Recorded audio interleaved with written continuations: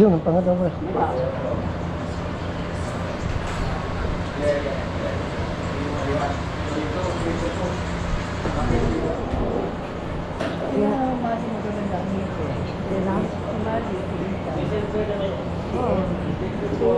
Si Pam at saka si Enzo. Pero ano rin yun eh.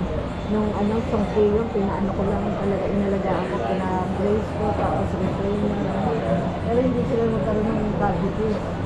Dahil mali talaga talaga ako sa kahit natutulog, hindi sila para mag-toothbrush.